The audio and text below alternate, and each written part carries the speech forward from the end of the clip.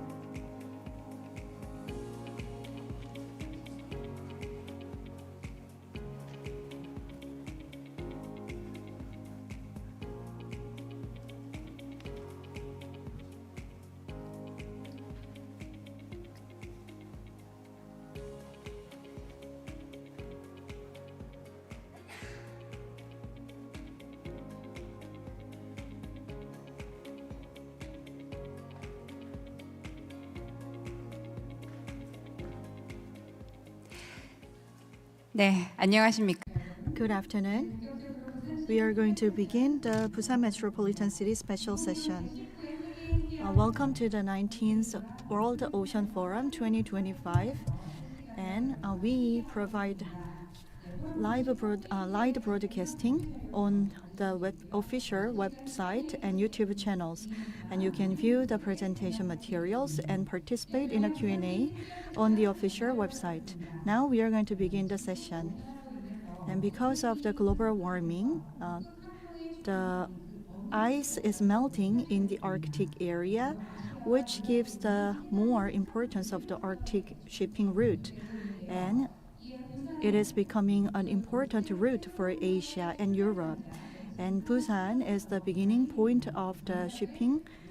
And Busan would like to explore the ways to become a trade hub. And as a Busan citizen, I'm highly interested in this topic.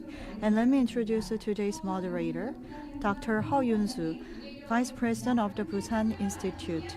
Please welcome Vice President with a big hand.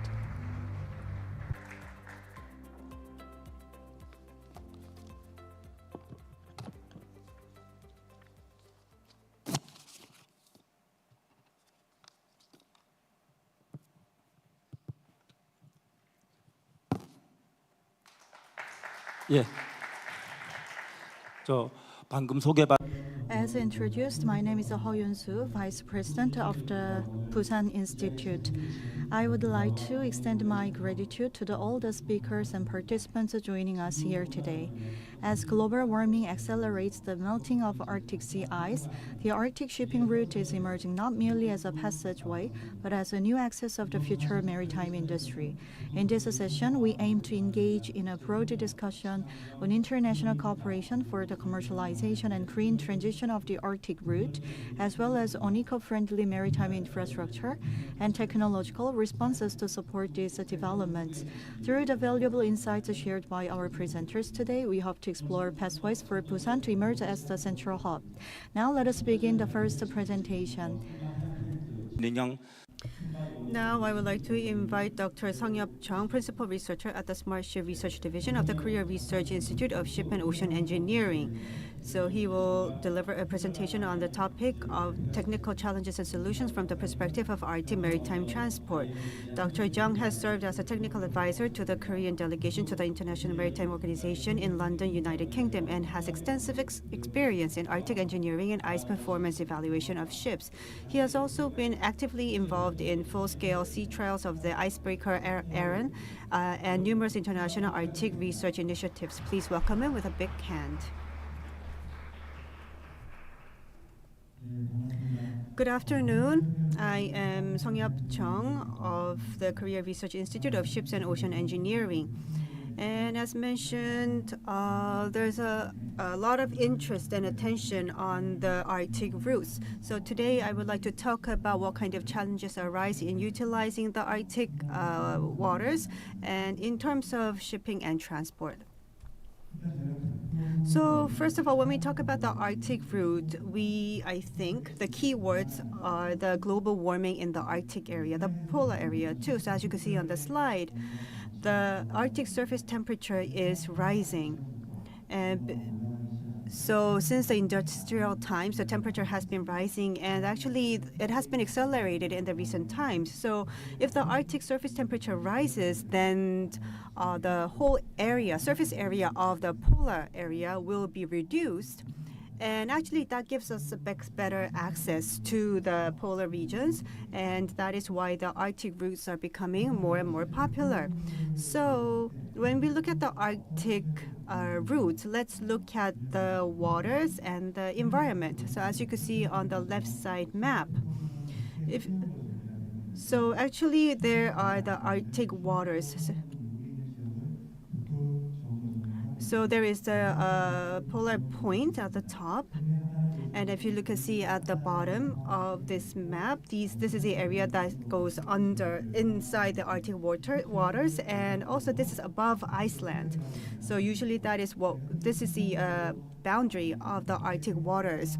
And when we talk about the Arctic routes, it's usually about the routes inside this boundary. So there are 6 working groups working in the Arctic waters, and there is one called PAIN that looks at the polar environment. And if you as for this committee, it looks at how we can ensure the safety of the ships operating in the Arctic waters. And according to the report issued by this committee, more vessels are going through the Arctic waters since 2013. So now there's approximately 500 vessels. And with the increasing melting of the polar region, more and more vessels are accessing the Arctic route. So let's look at the Arctic area from the ship's perspective. So as you can see in the picture, unlike the other temperatures, other regions, the temperatures are lower and there's a lot of ice. It means that while the ships navigate in this route, there are many challenges and dangers. And more technologies need to be developed to overcome these challenges. So that is why the ice-class ships need to be navigating in this area because of the frequent ice. And then during the routes, let's look at what kind of challenges could arise. As you can see in the pictures, because of the geographical situation. So there's the white day, the white night situation during the summertime, and also there is the extreme night times in the winter time. So during the extreme night times, it is difficult for the ships to gain visibility while navigating. So the thickness of the ice and the concentration of the ice need to be analyzed, and more technologies need to be developed to enhance the analytics of the ice distribution and the thickness for these ships to navigate more safely. And also because of the geographical situation, the temperature tends to be low in the polar areas, especially also during the summertime. So usually it is a sub-zero throughout the year.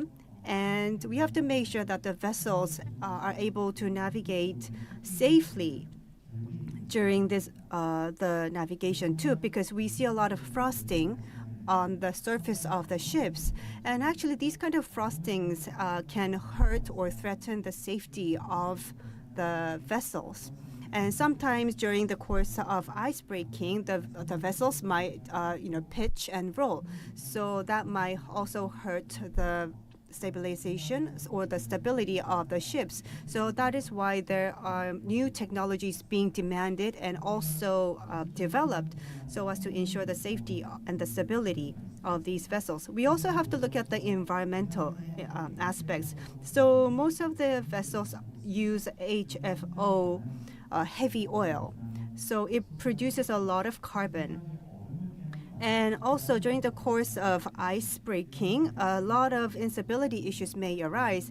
And actually during the course of ice breaking, you could see this black smoke being produced by the vessels, the black carbon. And if the black carbon precipitates on top of the ice, then the ice will absorb a lot of heat, which will even accelerate the melting of the ice in the Arctic area. So it's very important that the vessels that navigate in the polar regions adopt more eco-friendly fuels. And since July 2023, IMO has been advising and also implementing regulations so that the vessels do not produce these black carbons in the polar areas. And if you look at the second picture in the middle, you could see that the propellers are operated during the navigation of the vessels, and especially when the engines or the propellers gain speed. It creates a lot of noise, and also it creates a boiling effect in the nearby area. And that causes the cavitation effect in the nearby seas.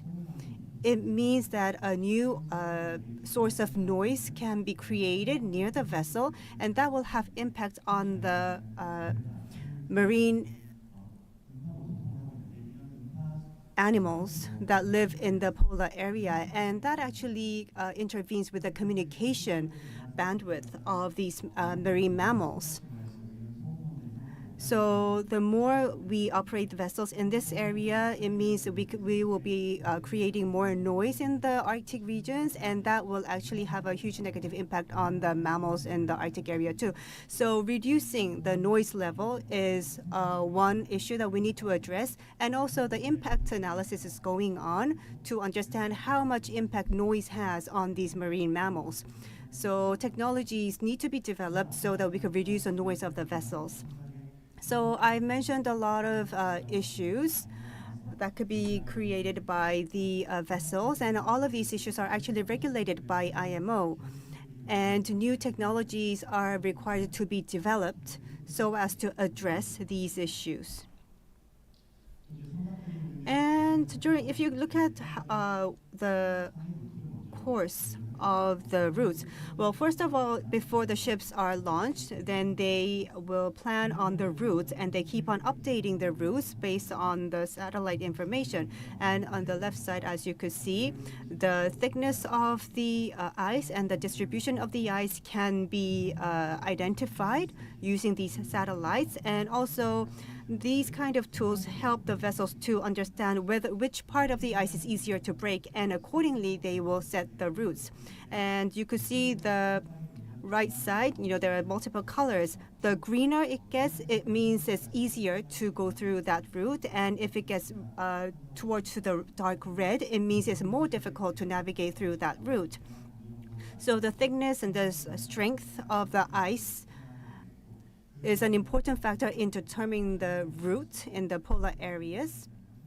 And if we have more, better intelligence from these analytics, then it helps ships to plan the routes more safely. So more cutting-edge technology is being applied here too. So ship performance evaluation is also very important. For example, can ice be broken by the ship, and will the ship stay stable during the ice breaking activity? So there are ways to do simulations, and there are modeling methods to apply, and also there are numerical simulations that could be done to test the performance of the ships.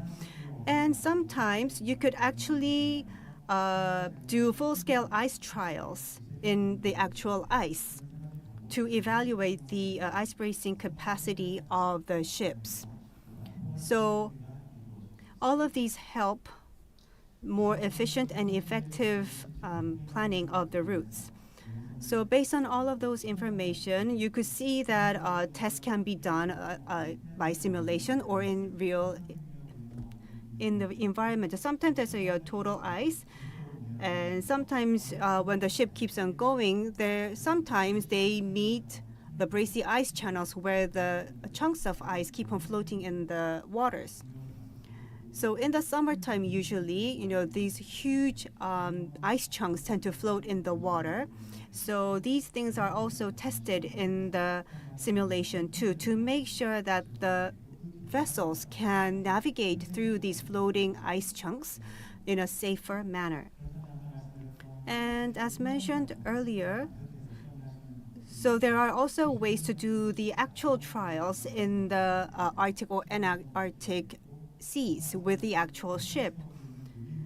So there are multiple tests, tests doing some ice breaking in the whole ice board, and also the speed of the boat is also tested when it goes through the floating ice chunks. And there are ways to test and simulate the strength and the stability and the robustness of the ship. So after these trials, we are able to optimize the construction of the vessels, and that actually enhances the performance of the ships, for example, the ice-breaking functions too, and that enhances the safety and the stability of the ships altogether. So there's a lot of R&D projects going on inside Korea too. So Now I would like to introduce the kind of new government-funded R&D projects that are being conducted by the Korea Research Institute of Ships and Ocean Engineering, CRISO. So CRISO is actually developing a lot of technologies, and we are doing a lot of pilot projects and R&D. So we are actually developing technologies for the ice-breaking ships. And so it's basically these kind of vessels have these ice-breaking functions or equipments attached at the front of the vessels. So the total funding is about $14 million, and the project will be durating for about 5 years. So we look at the ship design, the propulsion and stabilization systems, and we also do the performance evaluation, regulation, and standardization too. So what's most important in breaking the ice of the vessels is to make sure that the ice breaking mechanism is efficient and effective. So sometimes, according to the situations, we put the ice breaking function at the front of the vessel, and sometimes if the ice is too thick, we attach that ice breaking equipment toward the back of the ship so as to enhance the safety. And also in the case of container ships, it contains a lot of containers, layers of containers. So the midpoint of the weight tends to be at high, and actually that has impact on the stability of the boat. So we use a lot of buoyant equipments to make sure that the vessels float stably during the ice-breaking activities. And these many equipments and machineries actually supplement each other, and they all work hand in hand and also complement each other so as to enhance the stability and the safety of the vessels during navigation and also during ice breaking without intervening with each other. And also I told you that there are cases where the ice breaking equipment is attached at the back of the ship, and during ice breaking sometimes the pieces of ice can actually go into the engine, or it may go into the shaft. It may hit the shaft of the vessels, and that will have direct impact on the vessels. So we do some testing too to ensure that and also to understand what happens when a piece of ice comes into the propeller or the engine. And also we try to understand and identify what is the best way to lay out the ice-breaking machineries and the equipment so as to enhance the efficiency and the efficacy of the ice-breaking. So after all these testing, and also after all these analytics, we do the actual layout of the vessels. And then we do some testing in the waters, and then we do the testing in the waters with ice. And based on all of these simulations and analyses, then we give the overall layout to the construction companies. And during the course of navigation, a lot of technologies are required. And actually, in order for these vessels to operate in the actual seas, they need to satisfy the international standards. So based on the developed technologies, the IMO will actually, there's an IMO standard about the safety and the design aspects of the vessels. So we, based on all of our testing and the performance assessments, we produce a document so that it can be validated by IMO to determine whether we are compliant with the rules and regulations enacted by the IMO. And if we are more abidant, compliant with these regulations, it means that our vessels will be navigating in the polar areas in a more safe and stable manner. So we believe that the Arctic routes will be more vitalized by 2030, and it's very important that our vessels operate in a stable and safe manner. And then we will be able to ensure the sustainability of our ships. And to enable all of this, it's very important that we develop new technologies so that ice can be broken in a safe manner. And all of these technologies need to be regulated and also compliant with the standards that are produced by IMO and all the relevant authorizations.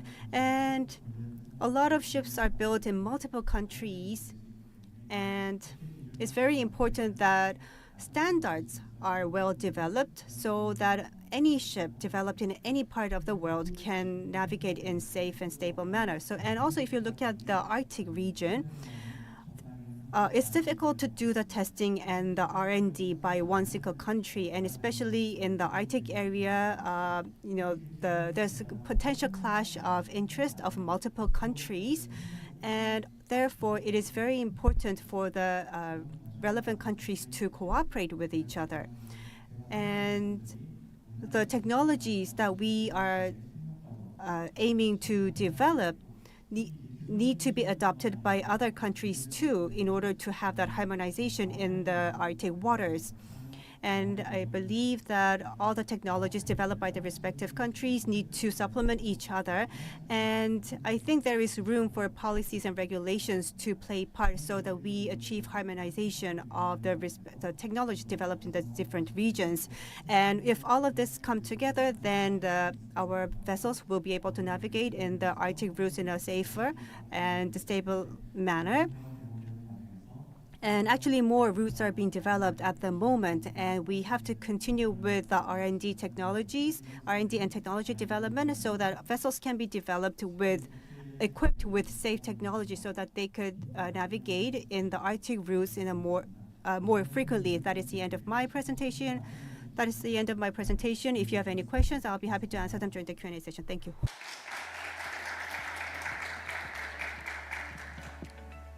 예, 방금 발표 잘 들었습니다. Thank you, Dr. Zhang, for your insightful presentation.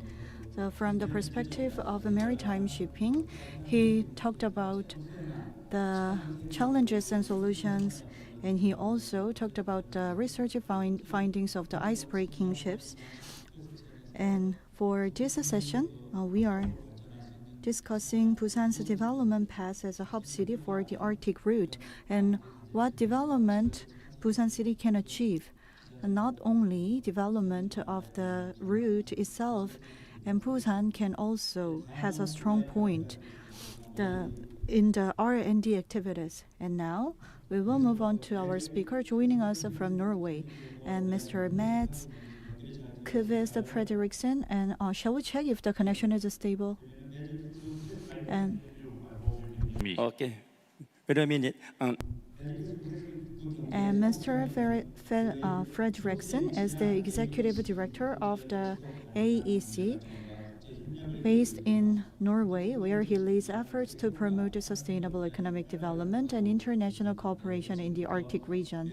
And he will now deliver his presentation on the topic, Strategies for Sustainable Development and Economic Cooperation in the Arctic. Thank you very much. And it's great with the interpreters as well. I'm very impressed with their work. I hope they can follow my fast speaking. My name is Mads Fredriksen. I represent the Arctic Economic Council. We're an independent business membership organization with companies in and outside the Arctic region that works on the sustainable development of the region. If you look at the map of the world, we heard from the previous speaker, most people look at the world like this. But in my organization, we like to look at the world from the top. And then we like to also remember there are people living in the Arctic region. So there are 4 million people living in the Arctic region. 10% of them are indigenous, and many of them are located along the Arctic shipping routes of the future. Shipping in the Arctic is not anything new. Even the Vikings were sailing across the Arctic region in the year 962 from Norway over Iceland, over Greenland to the US. So we have been sailing in the Arctic for many, many years. As we heard from the previous speaker, then the future of Arctic shipping might look something like this. There will be ships on the Northern Sea route along the coast of Russia. There will be transpolar shipping routes through the Central Arctic Ocean. And there will be ships along the Northwest Passage along the coast of US and Canada. But it's not only going to be easy. We know there was an article in Nature that showed that sea ice choke points, so basically ice blocking various passages, would reduce the length of shipping on the Northwest Passage. So the Northwest Passage might be even more difficult to sail in the future. We also know that the context for the Northern Sea route, so along the coast of Russia, is very different when it comes to the number of ships compared to other routes. So if you look through the Suez Canal, 26,200, or through the Panama Canal with around 14,000 ships passing through, only 79 ships made a full transit on the Northern Sea route in 23. The final speaker will talk more about these details. But it could be a supplement, because you have the Panama Canal, you have the Suez Canal, and then the Northern Sea route could be an addition to any future sea routes in case of any challenges. So the Northern Sea route is the yellow line you will see. So what will be the drivers of the shipping industry? I would say there will be three main drivers. Number one is increasing trade. We will be 9.7 billion people on this planet in 2050. So there will be more people on this planet that needs to trade. And most of these people live inside of this circle than outside of it. So most of the world population, both now and in the future, lives inside of this circle than outside of this circle. And they will need a lot of the material we have in the Arctic. Number two is increasing temperatures. We already heard from the previous speakers that temperatures in the Arctic rise 3 times as fast as elsewhere in the world. So temperatures are rising faster in the Arctic, and it will change, for example, the access to the Central Atlantic Ocean. And then finally, we have the increasing tensions. There will be increasing tensions in the Arctic region, which also will lead to more shipping in the future. So what are the materials that will be sent on ships from the Arctic to Korea, or from Korea to the Arctic? I see there are 3 big industries that will help navigate or help with the shipping in the Arctic. Number one is seafood. So seafood is the fastest growing industry in the Arctic. So we already know now in the Arctic polar area from 2013 until 2023, there's been 30% increase in shipping in the Arctic, but from a very small number. And if we noticed, a lot of this is seafood. This photo is from my home of Tromsø in northern Norway. And a lot of these seafood from the fish farms here is going to market in Asia. According to the Arctic Council working group, you can see the types of ships along the sea sailing in the Arctic, and you see that general cargo is number 2, but by far number 1 is fishing vessels. So fish is the first thing that will be sent more of. Number 2 is raw materials, so mining materials. Here we have a map of Greenland and Canada. You see up in the corner. You see there's a map up in the corner of Greenland and Canada. This photo, the yellow line, is the shipping in 2014, and then there's a mine that opens, and suddenly the shipping line changes from 2014 to 2015. The orange line shows there's a difference in shipping just with one mine opening. And then finally, which is probably going to be the biggest potential for Busan and for other companies, is the energy.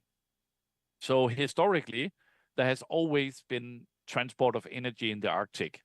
Traditionally, it was the oil from the whales that used to lit up the street lamps of Europe. To give an example of the increased traffic in shipping, here again, we got another map of gas tankers, and you see the number of gas tankers in 2014, that's the blue lines. And then we go fast forward to 2024, and there are a lot more ship tracks for gas tankers within 10 years along the Northern Sea route. So we have seen a big increase of gas tankers sailing in the Arctic region in the last 10 years.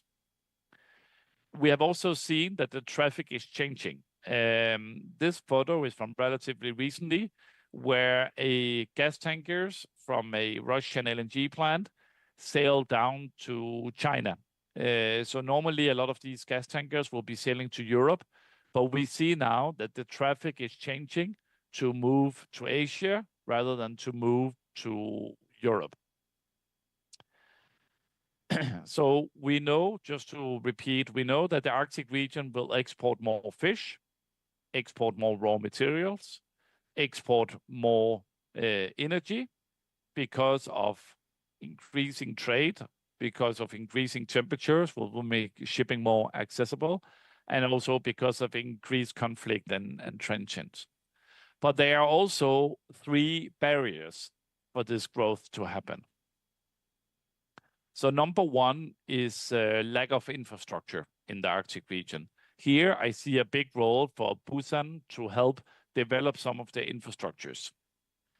We know that the infrastructure requirements in the Arctic region alone are expected to reach nearly $1 trillion over the next 15 years, according to a study by Guggenheim Partners, an American consulting firm.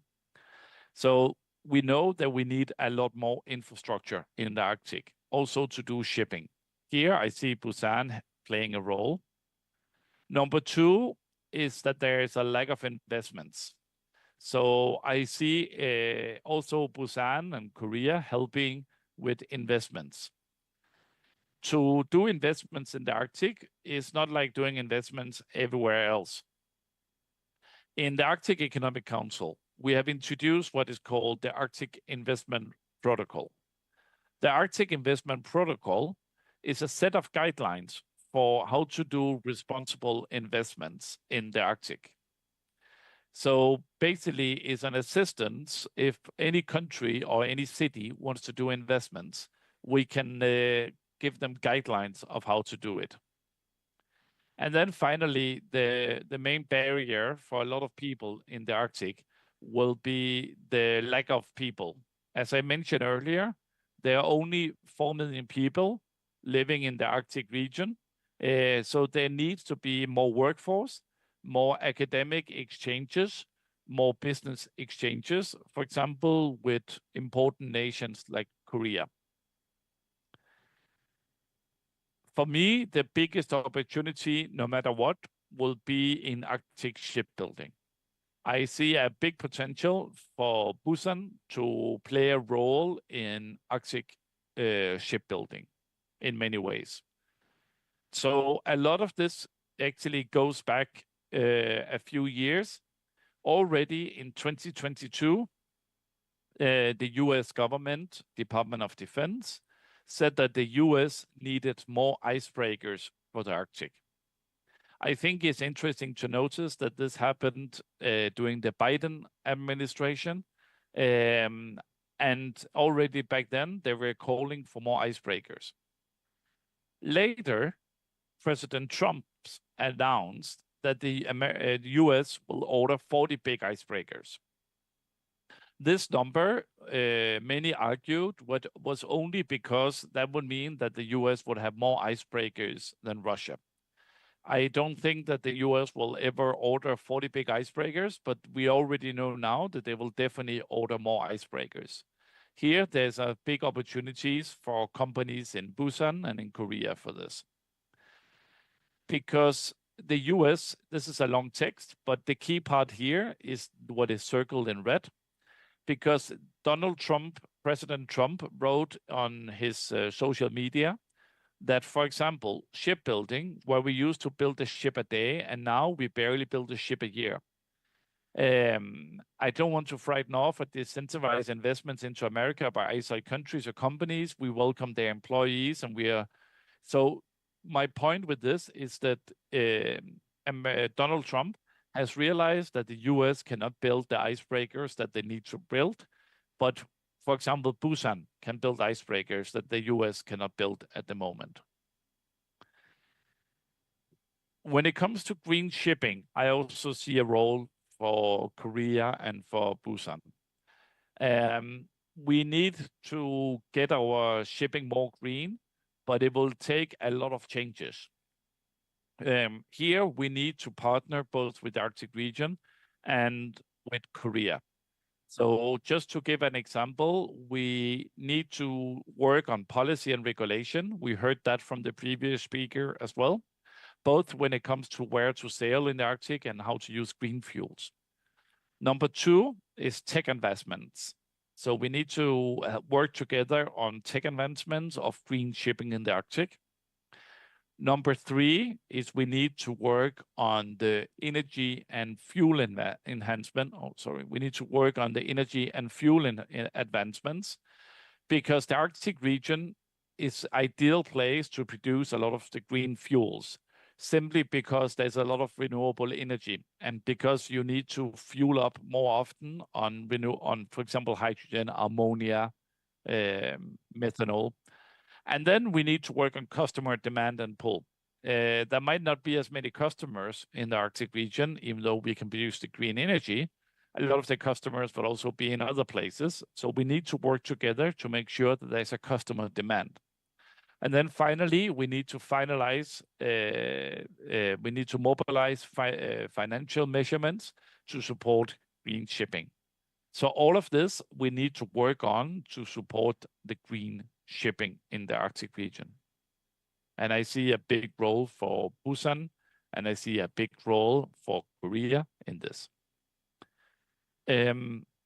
Together with Korea Maritime Institute and with help from Arctic in Finland, we recently published this document. This document shows the number of icebreakers, the number of research vessels with icebreaking capabilities, and the number of cruise ships with very high icebreaking capabilities. As you can see, this one is from September 2025. If we wanted, we could add 11 more American icebreakers under what is called ordered. So in the where you see it says 1, actually there's 11 more icebreakers planned. You will also see that over 50% of all the icebreakers today are built in Finland. So the main competitor or colleague for Korea is a shipyard in Helsinki in Finland. In many ways, Canada with Davie Shipyard, with some companies there, but in many ways is really Finland, is Korea, and is China who can build a lot of the icebreakers and who has the capabilities. We also know that Korea is building a lot of research vessels already, and will probably build more in the future, I am sure. For me, this is very interesting to follow, because I'm sure that these numbers will just change in the near future. And then I want to finally touch upon a small topic, which is a little bit broader than the previous topic. So we know that the Arctic region needs Korea, and Korea needs the Arctic region for fish, for energy, for raw materials. And we know that shipping will connect it all. But in the Arctic region, business happens at the speed of trust. What does this mean? This means that we need to build up trust between nations, we need to build up trust between companies, and we need to build up trust between investors and shipbreakers and so on, because then we can move very, very fast. And on that note, when it comes to trust, I want to mention that the Arctic Economic Council has for many years worked with Korea Maritime Institute, Korea Polar Research Institute, Korea Arctic Research Consortium, and many other actors in Korea. I have been to Busan many times, and I will come to Busan again in December, and I'm looking forward to this. Because I do believe that if we work closer together, if we have more conversation, we can develop each other's industries and make a win-win solution for both Korea and for the Arctic region. Shipping will continue to stay in the future. We know that we need to invest in research and development, but we also need to invest in the capabilities locally. We need to invest in the know-how from the shipments. We need to invest in the ports. And with all of this, we need support from close partners elsewhere in the world. So if anyone wants to hear more about the Arctic Economic Council, then you're welcome to reach out to me, either online or when I'm in Busan for Arctic Partnership Week in December. Our member companies are located in 10 different countries, and anyone can join to become a member. And that will also give you access to companies from across the world. So with those words, I will finish for now, and I'm looking forward to the question. 감사합니다.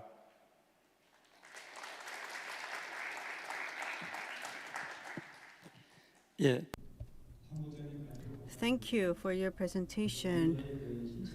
So I'm sure that you have heard this big round of applause that you have received. So in 2024, you have given us a presentation on the vessels that are running in the northern routes, and also the energies that are traded, and what kind of materials are being traded there.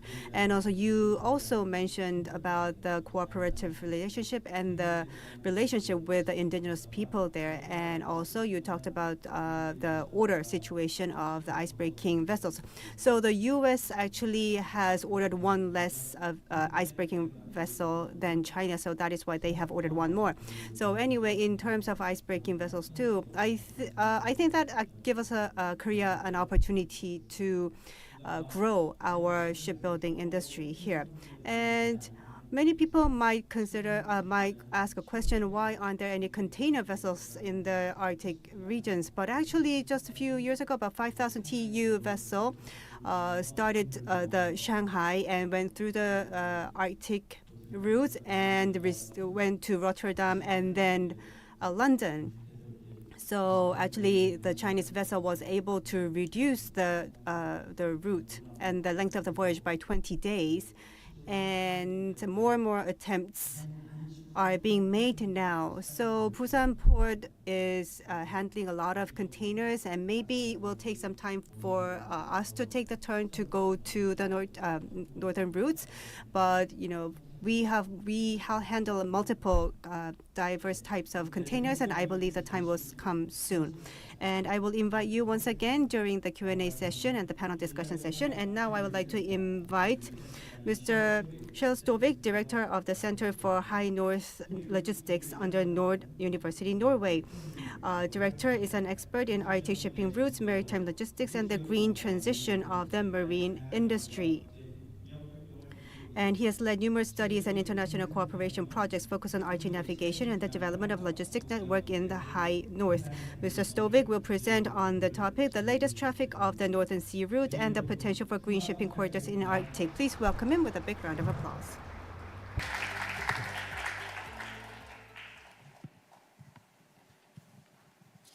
So good afternoon. Thank you for the introduction, and I'm very glad to be back here in Busan. It's a city we have been visiting many times, and also a very good cooperation with partners here in this city. So I will present some of the latest traffic on the Northern Sea Route, and also talk a bit about the potential of the green shipping corridors in the Arctic. And when it comes to the traffic, I will present some of the transit traffics, some case studies of the latest big container ship that went through to London. And I will also say something about the LNG traffic that's occurred during this year. So Mats mentioned a bit about the different sea routes that we can pass when we talk about Arctic sea routes. And we are a center that was established back in 2008 and have been following the ship's traffic since then. We have a complete database. And during my presentation, you will see a lot of slides with a lot of information. And I do understand this is very quick to present it, but you can go to the website, you will find more information, and you can look at reports on that side as well. So by October this year, we have around 97 transit voyages in our database, and that's around 2.9 million tons of cargo. As Mats mentioned, it's some increase since 2023. And also, this is the same level of the total of 2024. That means that we expect a new record by 2025. And this increase has been due to more increased activities, especially on the container sets that we have the moderator mentioned. Here is a map showing the different path. There were some ice conditions in the eastern part in the Chukchi Sea that developed some tracks following the shores. But in our database, you can also follow the ship size, the ice class of the ships, the cargo, and other stuff in our database can be available for researchers and other type of reports if you contact us. Okay, voyage to the east, most of the traffic has been by tankers, and the western traffic has been carried out by bulk and tankers, as you can see here on the western side. But also here there is examples of containers, which is something that we didn't expect, but is actually taking place as we speak. We have recorded, as I mentioned, 97, as 71 of those were completed, and there is some on the way. On the right side of this, you can see some of the ice condition. We heard previous speakers that this varies. This is the area of end of August. And if you look in different Kara, Laptev, and also Chukchi, East Siberian Sea, there was an opening. And this is the start of the season. That means when you start to operate in this water, you can avoid icebreaker support. And this is something that makes that the most of the traffic start end of August and continues until now in October when it starts to freeze again. Here is a picture showing some of the tankers that we see passing through. And have examples of the different type of cargo they send through. And also you can see here again ice class and what type of direction they go, departure time, port, everything is something that we track in our database. And it gives also some indicative figures of the size here, which is bigger. We see big oil tankers passing through. And we see also examples of ships we haven't seen before. Same takes place with the bulkers. It's bigger size, more activities from different actors than before. So in the general picture is that we see that the activities on all this is quite stable compared to the last year. Which is new the last 2-3 years has been around the container shipping. And we heard about the Istanbul Bridge, I will come back to that. But this is something started as a cooperation between Chinese and Russian actors. In the beginning it was between St. Petersburg and China, and now also Arkhangelsk came into work last year. The biggest players has been the New Line, Chinese company, and also now we have a company called the Sea Legend. Here is again some examples of the ships, and the column to the left here you will see the name of the ships. You can see the again type, size. What's interesting now is that we see more of this container ship is getting a bit bigger, and it's developed into a route. It's called the Arctic Express route. And we heard also from the operators that they plan more activities and more investments in this type of ships in the future with a light ice class. And also we see some other ships operating, passing through. Here you see some examples of the LNG carriers passing through the area. I just wanted to dive into one case. As I mentioned, this was the first time we see a container ship growing through the sea route this year from China and actually going to UK. This was a ship, it's called the Istanbul Bridge. It's a quite big ship. It has a different name last year, operating as Fly Fish, but it went through, and as we recorded a new type of record passing through, especially on the northern sea route. It used only 7 days, and it was setting an average speed of around 17 knots. Here's some information about and the distance that we monitor through. So the total time passing through ended up around 20 days. And if you compare that to the Suez Canal, you can see that you can save time here.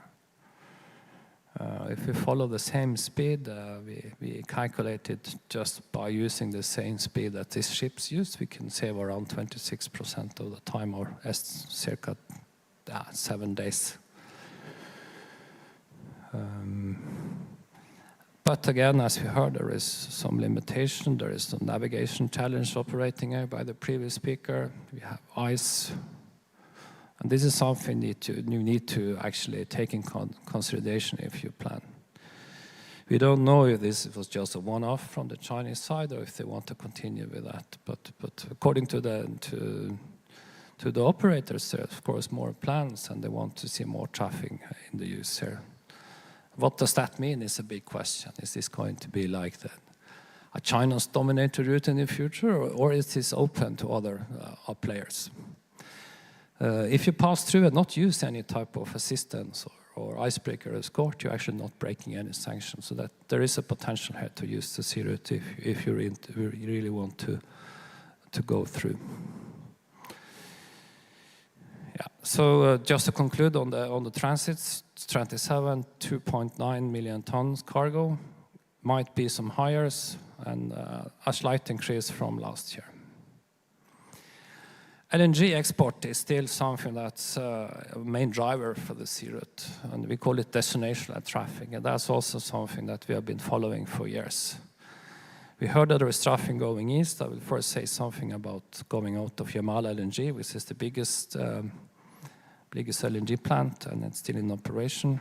We heard you are here in Busan very much involved by building some of the ships, which is of course a potential for the future as well, more Arctic carriers, Arctic ships.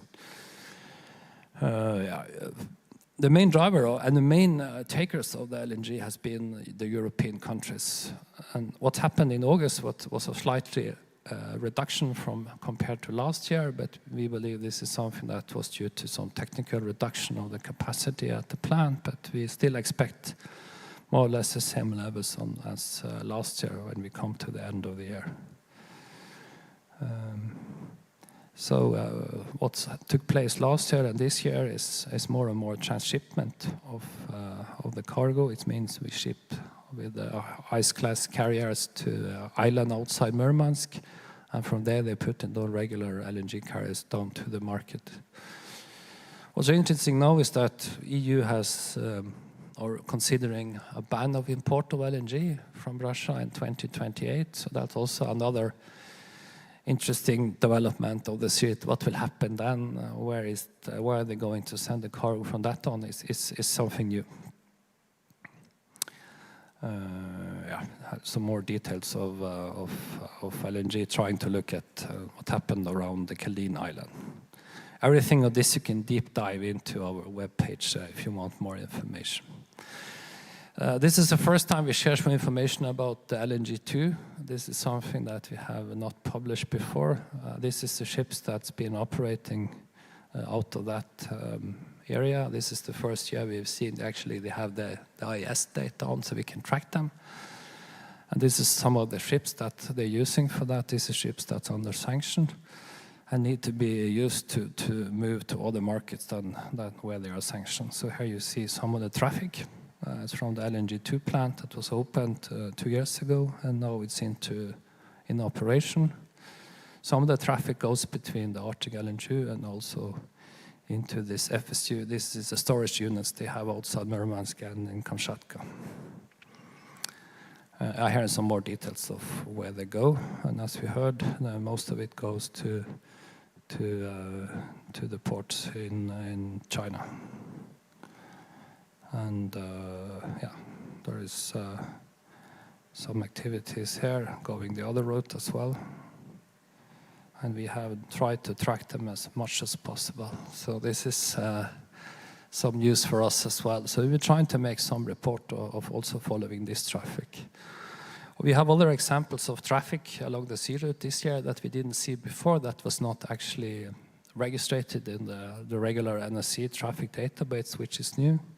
It's quite scary if you see ships passing through without following the regulations or not following the Russian regulations. You have suddenly ships operating there that we don't have any control on. That's so scary. What about insurance? What if something goes wrong? That's a new picture for us and a new development. Finally, I will say some few words about the potential of Arctic shipping. I just want to mention that from the Nordic countries, they started an initiative to look at how we can cooperate to reduce the emission of from shipping towards 2050. They initiated a project called the Roadmap to Zero Emission, and we have been a part of that project together with around 70 other partners.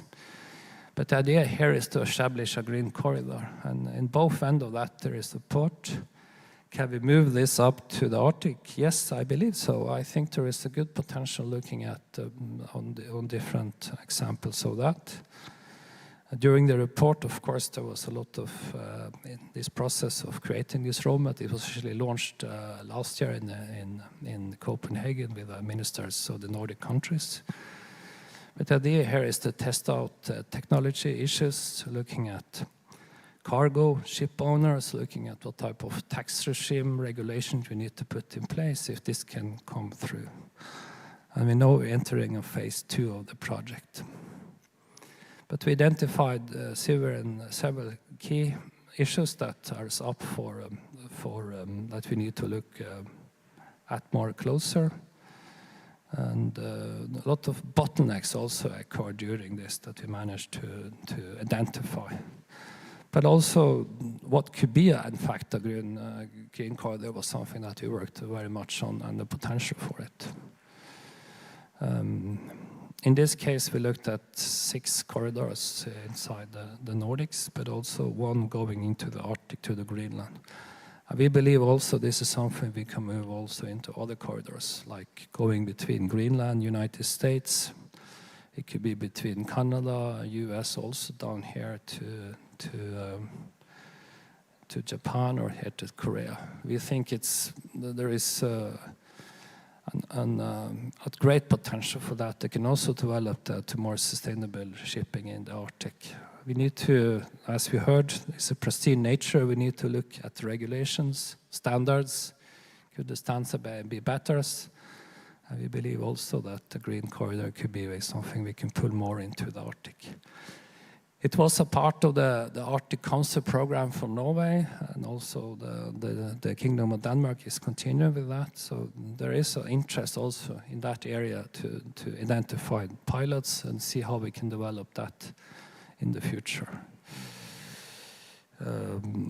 When we looked closer to these pilots, we identified obstacles, potential also looking at what type of fuel we should have into the port, what type of production site of such could be. And also in Northern Norway, where our main campus is, we know building the biggest stretch of ferries operating over between 5 and 6 hour distance on hydrogen, for instance. So we know with that there is potential to do this, but we need to identify the stretches and look at the distance and see if this is going to work. Yeah, and there is a lot of issues when it comes to the green shipping corridor. But the main thing for us and what we are interested in is to see how can we establish market for this. So in some of the challenges here is to both find the uptake but also establish market. I believe that's something that we can do very much in the Nordics as well, especially in the north where we have alternative energies and we have access to it, and we can be a good player together with also partners here to develop this. So some of the bottlenecks, yeah, cost, lack of safety, lack of fuel, all this stuff that we can work together with partners like here to deal with and overcome. So the challenge that you will find here in developing green corridor is the same as that we have up in the Arctic. So we are very interested to work with partners here if that's something that you're interested in. So the clock is ticking. We heard the negative news from London last week where the IMO has postponed the work on identifying the pathways to zero emission. But the Nordics and also EU is going to continue. So there is something that we need to do something. 92% of the fleet is still running on conventional use. So we really need to do this much quicker. So I think I will just stop there and look forward to some questions and discussions later. So thank you very much.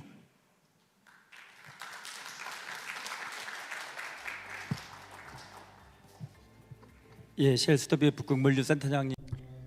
Mr. Stockvik talked about container and gas tanker and many other different ship types. And he talked about the passage and routes with the different features. And he also talked about green shipping and LNG, hydrogen, ammonia, which are eco-friendly fuels. And he emphasized the importance of these new technologies for the future. Please give him another big round of applause.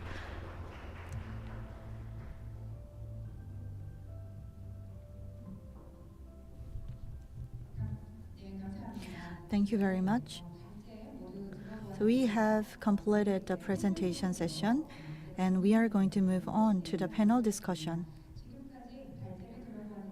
And the first presentation delivered by Dr. Jung Sung-yeop was about a safety ensured when we break the ice, and he also emphasized the importance of a support policy.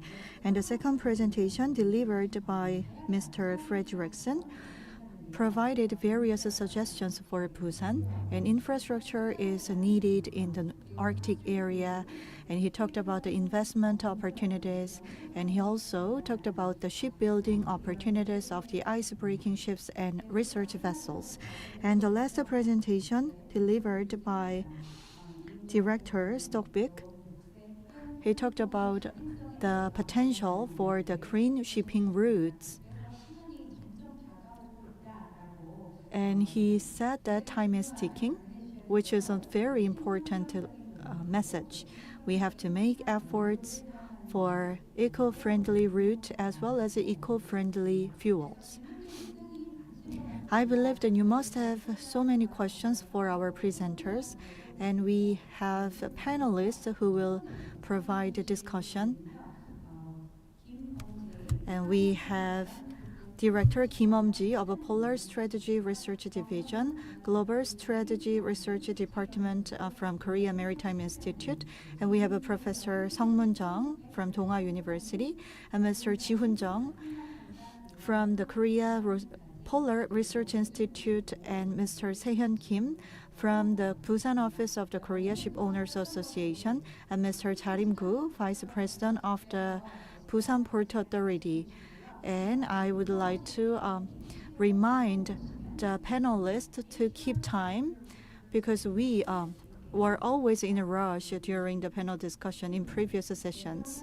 And please bring your receiver when you come up to the stage. I believe that the stage is arranged, and we are going to invite the speakers to the podium very soon. And we will take questions from the audience. So please ask as many questions as possible. And now that the stage is ready, we are going to invite the presenters, panelists, and the moderator. Please welcome them with a big round of applause.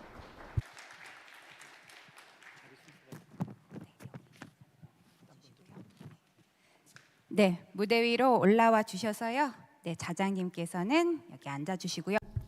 And this is the seat for the moderator. And I'm going to invite the panelists who will be sitting next to the moderator. 그래서 네, 김엄지 Miss Kim Eom-ji and Professor Chung Sung-moon from Donghua University, and Mr. Chung, Mr. Kim, and Mr. Koo. Please have a seat first. And please give our speakers another round of applause. And moderator, please proceed.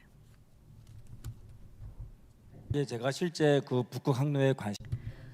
So I'm highly interested in the Arctic route myself since 2007, and we try to utilize that and reflect that in Busan policies.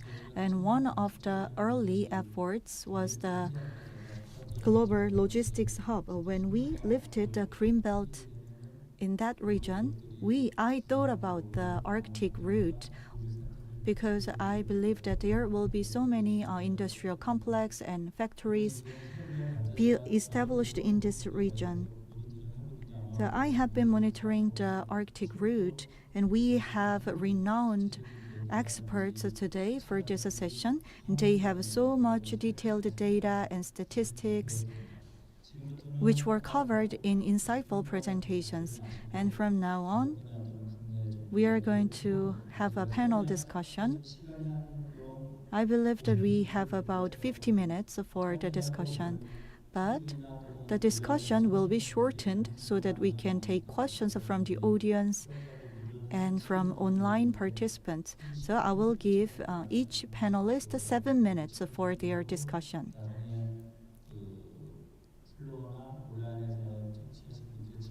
Then afterward, we will take questions from the audience so that they can ask questions to our presenters. And let me first invite Director Eom-ji Kim from Korea Maritime Institute. She majored in international relations at the Moscow State Institute of International Relations, and she also studied at Hankuk University of Foreign Studies. She is currently conducting extensive research on topics such as logistics in Russia's Far East, Arctic international cooperation, and many other topics. Good afternoon, my name is Kim Eom-ji from KMI. The Arctic route is discussed frequently, and there are two axes. The first one is the domestic foundation, and the other one is international cooperation. An establishment of the domestic foundation was already covered enough by presentations. And we have to think about the bunkering features and maritime affairs and nurturing of talent in the polar regions. These are all covered in the media, so let me skip that. And I will focus on the international cooperation. So Korea is making efforts. However, how does the Arctic area, looking at the Arctic route, I would like to talk about that, and I will ask some questions to our presenters too. In case of Russia, and the LNG project was initiated in 2011, and they started preparing for the Arctic route. And it was reflected in the national strategy and national policy. They revised the national laws, so they took it very seriously, and they are making a long-term investment. And because of the war going on between Russia and Ukraine, so even though it is lagging slightly behind, but still they are making constant efforts. And in case of China, it was already covered in the presentation. They are working together with Russia closely. They dispatch vessels and they conduct a pilot project to validate profitability, and they have been optimizing the project. And one of the features for China is that the Arctic route is just the Arctic route for Korea. However, China is considering how to connect it to the inland route. And Russia and China recently signed an agreement for commercial operation in the Arctic route. And the Chinese Ministry of Transport said that they would like to connect to Europe through the Arctic route. And what does that mean? Within China, there are industries, but they would like to target the markets in Europe. And the Arctic route is the connecting pathway for the Chinese industries to export to Europe. I believe that Korea should take the same approach, and actually we are taking similar approach. So we have to align our policies in that direction properly. But the biggest challenge is East Europe, because East Europe has had a soft approach toward the Arctic route with a focus on soft power. However, they are now focused on security issues because of the wars. So that makes things complex for Korea, because the Arctic route involves not only Russia but 6 other nations, and the US is involved as well. So that is why Korea has to have a complex diplomatic and geopolitical calculations.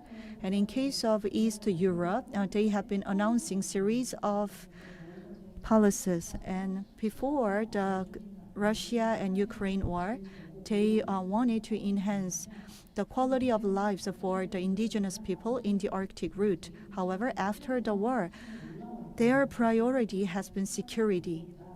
So they take these matters very seriously too. And the same goes for the US. They have Ice Pact, which was signed with Canada and Finland. It is about ice-breaking ships, and they ordered 11 icebreakers. Finland and Canada are building together, building the icebreakers together. And in this triangular network, Korea should think about what kind of role we can play.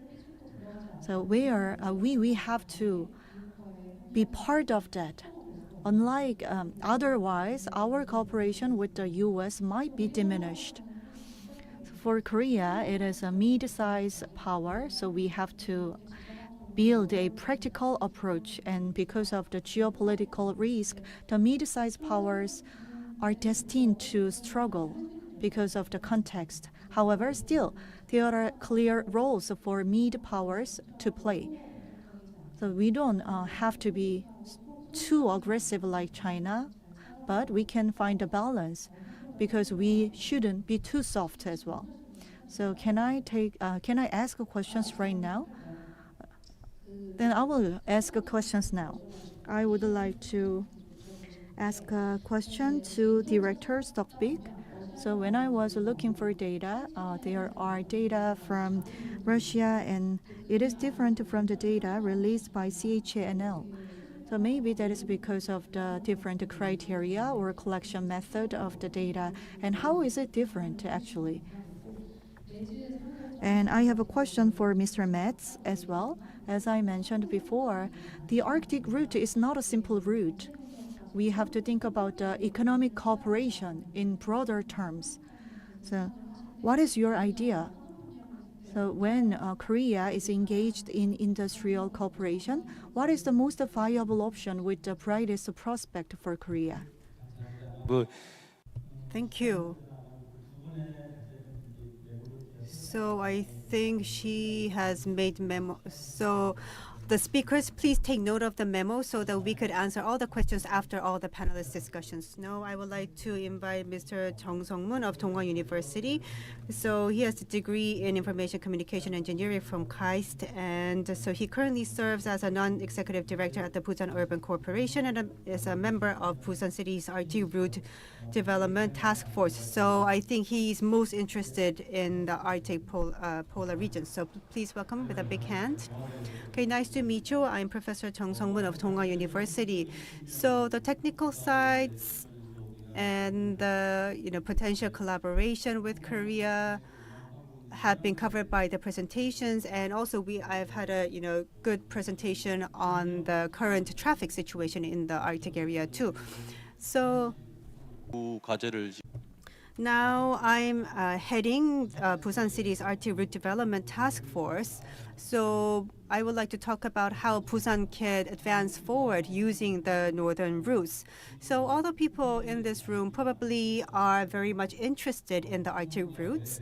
And I just want to, I'm sure you all understand why the northern routes are important for Korea. So I think I would like to talk about two things. In terms of national security, the Arctic route is really important, and also for economic development wise, it's really important because Korea is an export-driven country. So the relationship with the neighboring big powers is really important. So China, Japan, US, when we do trade with these countries, we believe that we have some opportunity to enhance the trade relationship with those countries with using the Arctic route going forward.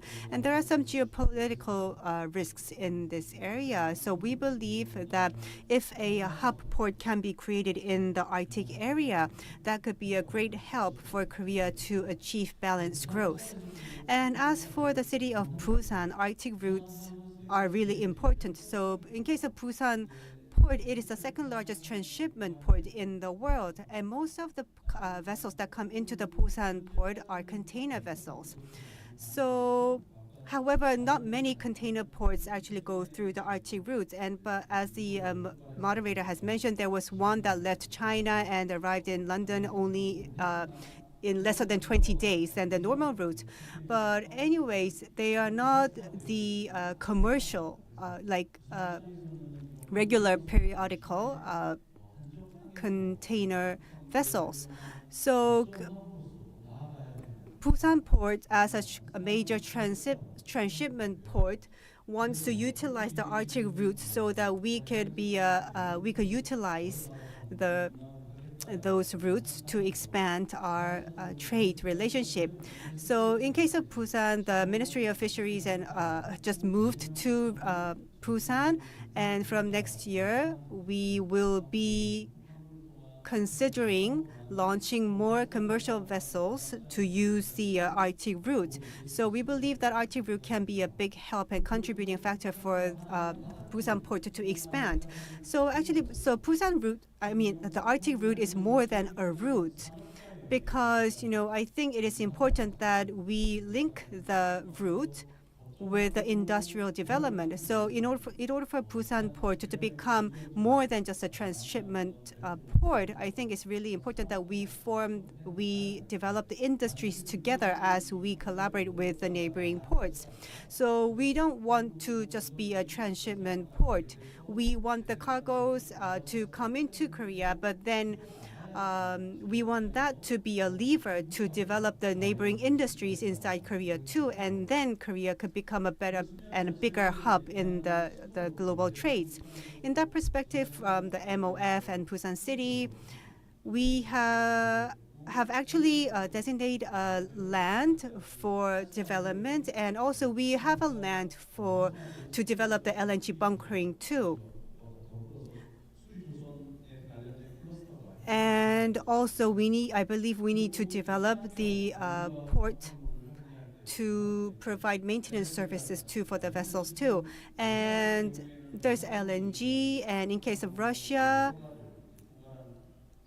they have a state-owned company, Rosatom. This is a nuclear related state-owned company that is actually overseeing the development of the northern routes. So I believe in Korea too, we need to develop the northern routes in connection with the development of the shipbuilding capacity that we have in Korea, and also the industrial development in Korea. So not only icebreakers, but I believe that the northern route development has to be done in a way that we could expand it to nuclear energy, for example, the SMRs too. The LNG and Russian gas, we believe, will be imported to Korea a lot going forward. And I believe that they will come to Korea through Busan port. In that perspective, well, Busan is a financial hub. However, we were not able to see a big development in the financial sector. But with the development of the Arctic route, I believe that the financing, ship insurance, and energy financing, Busan can be a house of the development of all of these areas too, I believe. And with this new regime, relocation of the KDB, it will not be too easy, but the investment corporation will be coming. Maritime Investment Corporation will be relocated to Busan, and I believe that's going to give opportunity to develop multiple areas in the relevant industries. And then I believe that we will see a more faster development in a vaster area in Busan. So in order for the Arctic routes to succeed, we need to find a new demand too. In that perspective, maybe we have to develop more ports outside, and I think we have to participate further in developing ports outside and developing industries. So think about the polar regions. They have small population, and only like a few Russian ships go past that route at the moment. So I think it's important to find demand in the Arctic area too. And therefore, we have to find ways to collaborate with the 8 major countries that are engaged with the polar areas. So we are about to welcome the new era of Arctic routes, and how we utilize that opportunity will actually envision the future of Korea's development, I believe. So from that perspective, I thank all the speakers for your good ideas and advice, and also I welcome new ideas from the floor too. Thank you. 시간 Thank you very much. So we have a clock which is set for 7 minutes every time. And now let me invite Mr. Ji-hoon Chung, head of the Office of Global Cooperation at the Korea Polar Research Institute. He's an expert in Arctic science diplomacy, and his research focuses on linking polar science with policy, co-producing knowledge with indigenous communities, and nurturing the next generation of polar scientists. Thank you very much for introduction. As introduced, my name is Ji-hoon Chung, and since this May, I have become the Secretary General of COARC, which is the Polar Consortium. And based on the Basic Act of Korea, COARC was built in 2005, and it is an expert consortium, and it has 43 members from the academia and industry and businesses. And we are trying to generate synergies among polar region experts. And I thought about why I was invited to this session. First, maybe my activities in COARC and TF activities, and I'm a member of the Arctic Route Committee as well. And for the past decade, I have been practically involved in the Arctic route matters. And I can give explanation to the public. I believe that that's why I was invited here. So let me start my discussion. And this might be the first question. What is the background for the Arctic route discussions, and how far we have come to develop policies for the Arctic route? And in terms of North Pole science, sometimes we say it 3 times, or these days we say that the Arctic area, the temperature is increasing 4 times faster than other regions. And now, before, the ice coverage was about 7 million square kilometer. However, last year it became 4.28 square kilometer. And later, when we have less than 1 million square kilometer of ice coverage, that would be the Arctic area without any ice, practically. And this sparked discussion on the integrated management system of the Arctic area. And as you know, the Arctic Route Special Act was established, and many lawmakers took initiative, and they proposed different laws. And between March and September, 4 lawmakers in Korea proposed the laws, but they have so many overlapping content. And it is reviewed at the National Assembly right now. And the Korean government would like to become the maritime power by establishing the Arctic route. And we will have a pilot operation in 2026, and we will support the shipbuilding in the Arctic area. And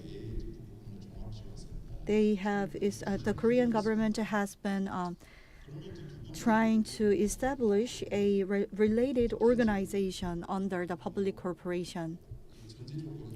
And ice is melting, which is the prerequisite for the development of the Arctic route. And the scientific community is preparing for the development of the route. And how is ice doing these days in coastal areas of Russia? So in September,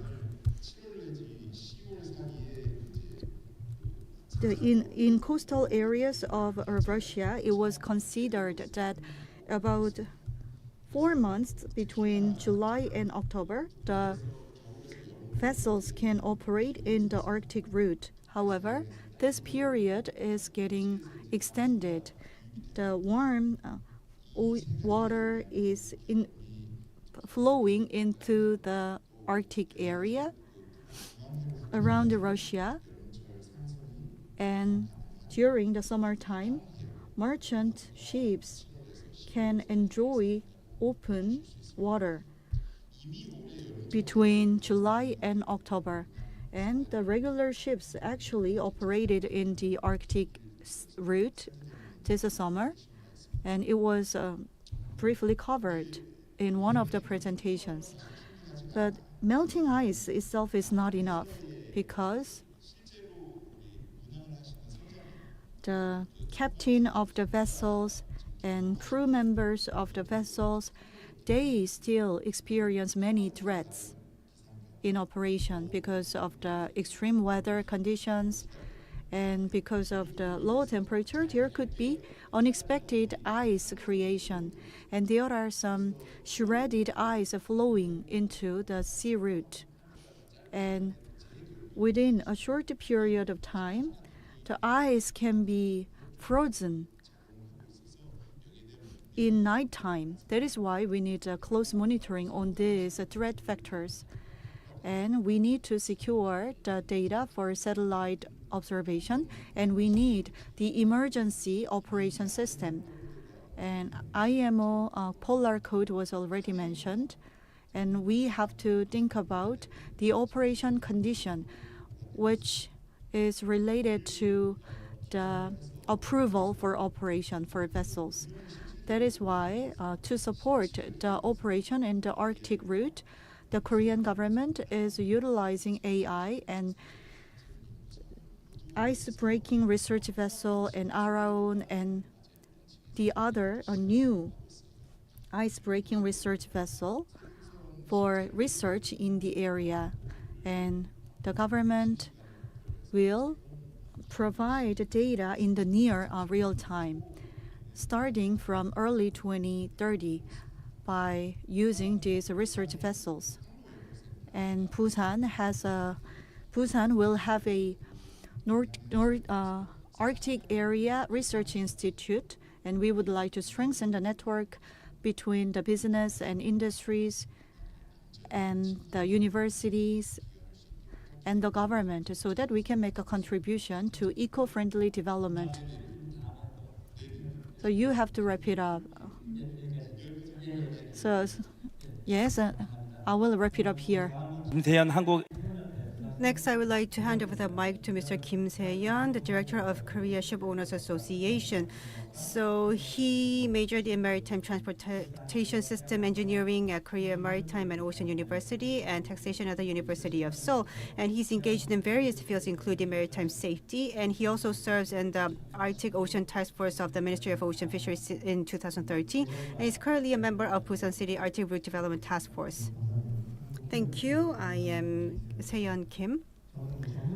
So I'm not an expert in this area, but as a person, as a director in the Korea Ship Owners Association, I would like to share the perspectives of the ship owners.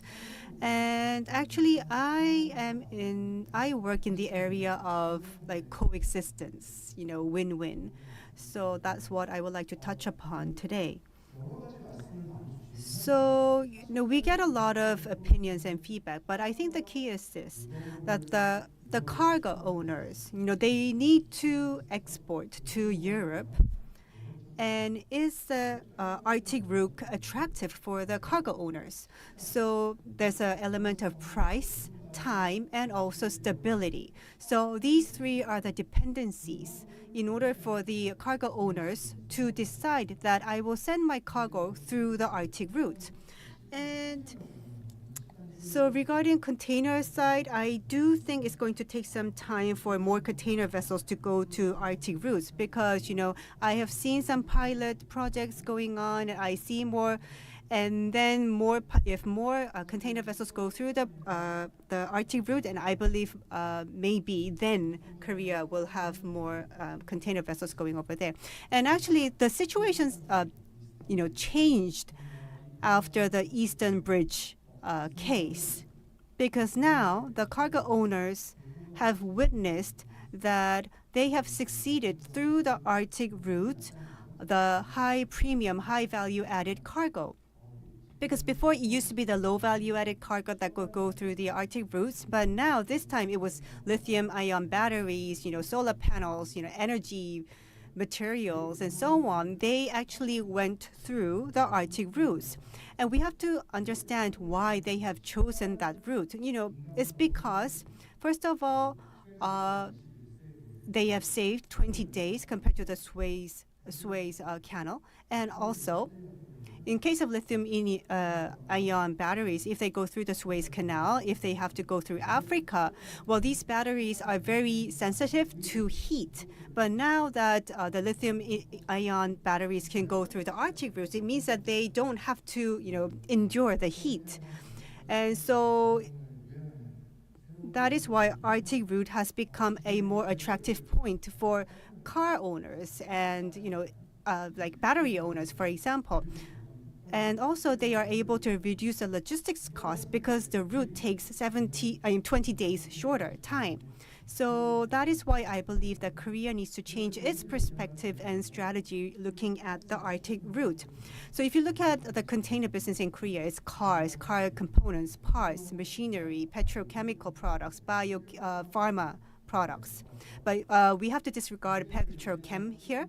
But anyway, so what's suitable to go through the Arctic route that are more time sensitive, that is exported from Korea? K-beauty, K-fashion, and home appliances, new models. If we go through the Arctic routes, then these supplies can be supplied to the global market more quickly. And Korea also is strong in battery, right? The secondary battery, lithium ion batteries. So we believe that the Arctic route can be an attractive option for these too. And also Korea is strong with biopharma products too. So I think Arctic route is a good option for the biopharma products too. And also for cars and car parts too. So I believe we have to change our perspective. So battery, pharmaceuticals, cars. I think the Arctic route can be most attractive for those. And also now let me talk about how we could, coexist and win all. So it's not only the ship owners it's not only up to the ship owners to choose the Arctic route, but we need collaboration so that the Arctic route and Arctic voyages can be more safer and stable. So SDI, Samsung SDI, Mobis, and Samsung Bio, LG Electronics. These are the major cargo owners in the respective sectors that I mentioned, like car makers, pharma, so on. So we need to have the collaboration with those companies so as to develop the Arctic routes. And we also need to develop more relationship with China too, because Chinese icebreakers are not that strong, compared to the others. So I think we need more collaboration, and also it will be nice if more technologies can be developed for the ships, and also it will be really helpful if we could get some cooperation from the financial institutions too, so that these cargo owners can choose the Arctic routes over other options.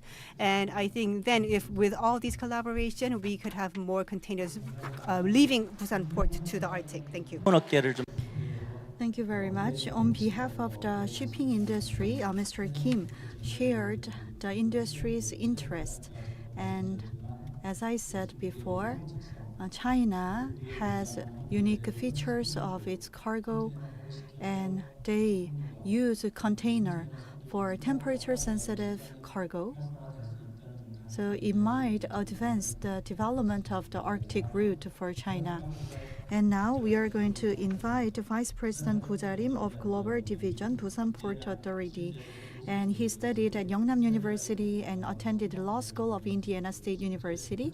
And he also studied at the World Maritime University, and he's also a licensed attorney in the state of New York. Since joining the Busan Port Authority in 2004, he has been actively engaged in port marketing and overseas logistics infrastructure investment projects. And he can share the viewpoint from Busan City. Please. Good afternoon. My name is Gu Jarim from Busan Port Authority. And as you know, PPA is an organization under the Ministry of Oceans and Fisheries, so we are a public corporation. And as you know, and let me share the viewpoint of a PPA for the development of the Arctic route. And let me share something palpable.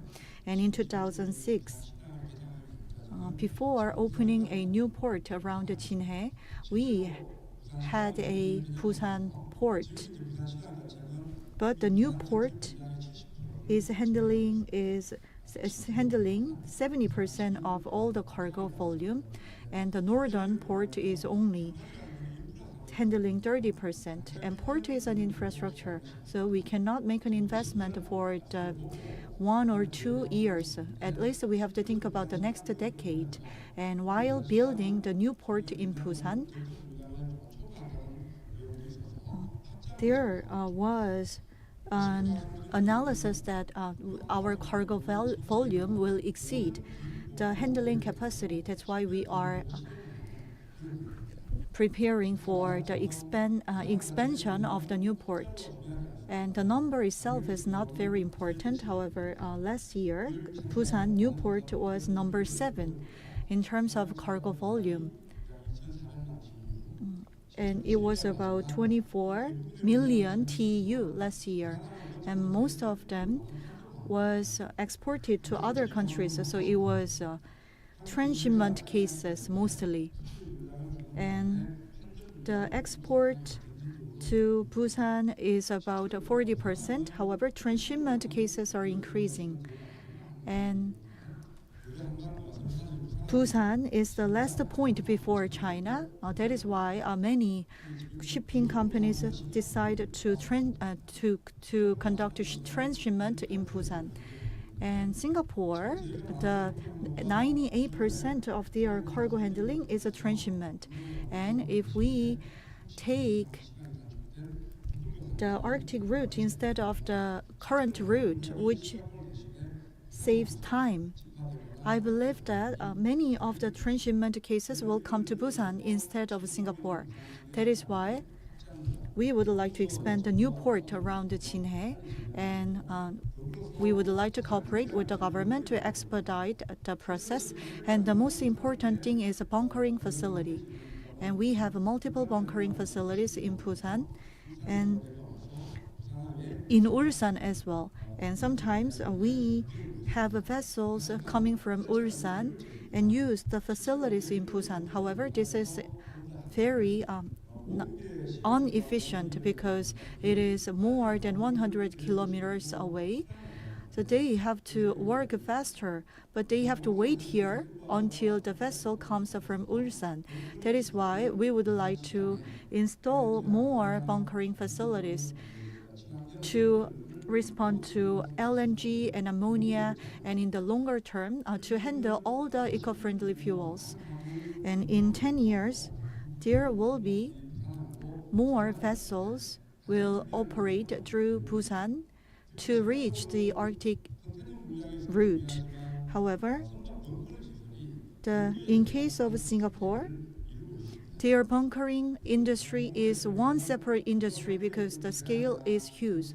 That is why we have many suggestions from the academia for policy. However, the government should provide benefits for the public. That is why we are focused on the establishment of the plan for bunkering facilities, and we would like to start construction in 5 years from now.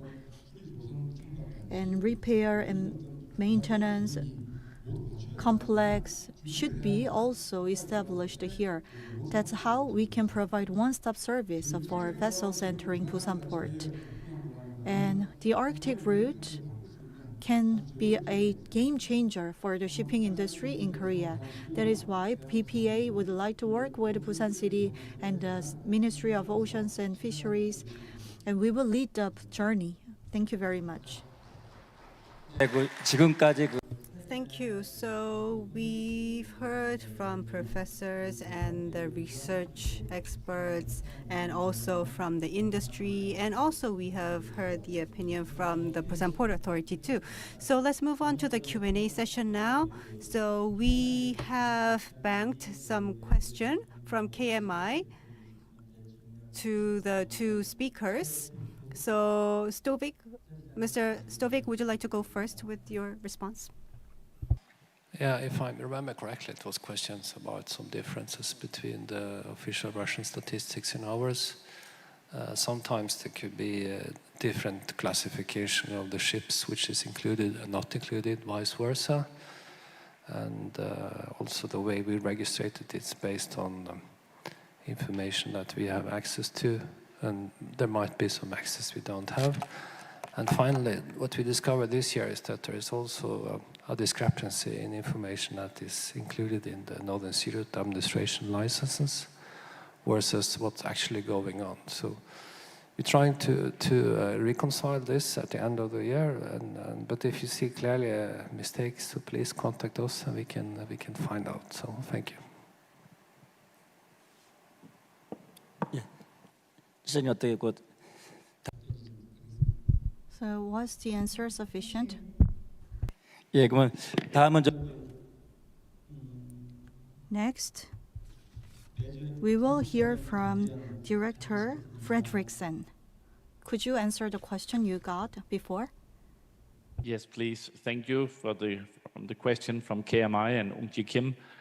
I believe that Korea, in the short term, might have a potential on the Northern Sea Route for the Korean government to look at this if a lot of situations in the world will change, then it will be more feasible.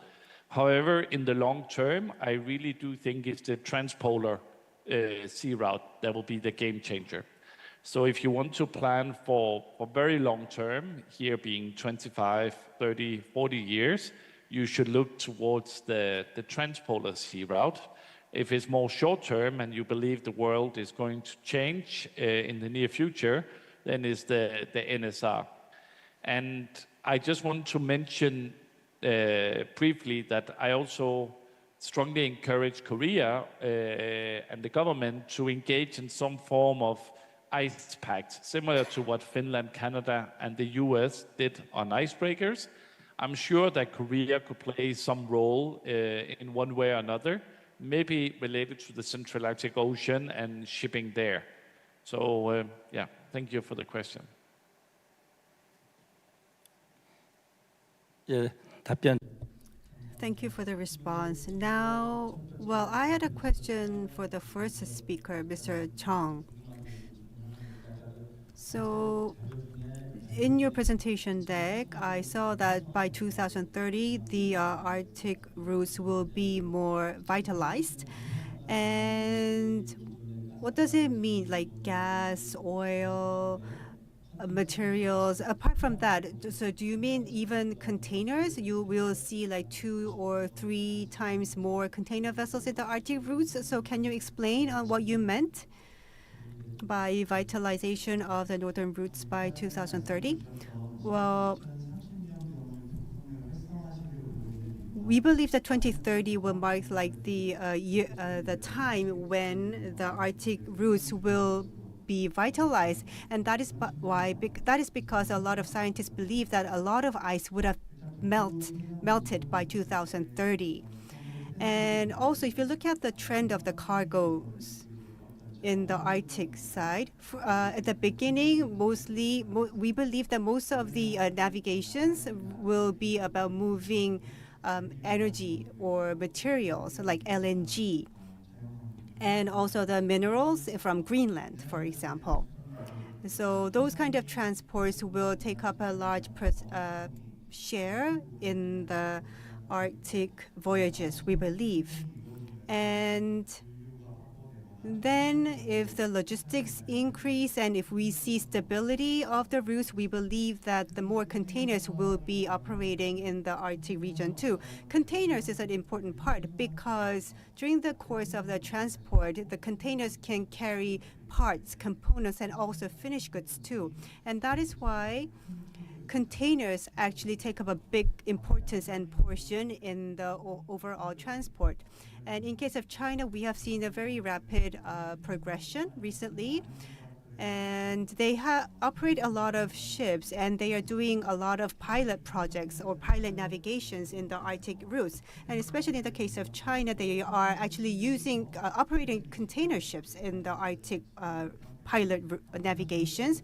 And also we have seen like 5,000 TEU vessel actually succeeding in the northern route navigation. So we believe by 2030, a lot of containers will be navigating through the northern routes.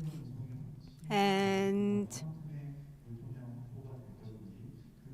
we are trying to estimate how much volumes will actually go through the northern routes at this point.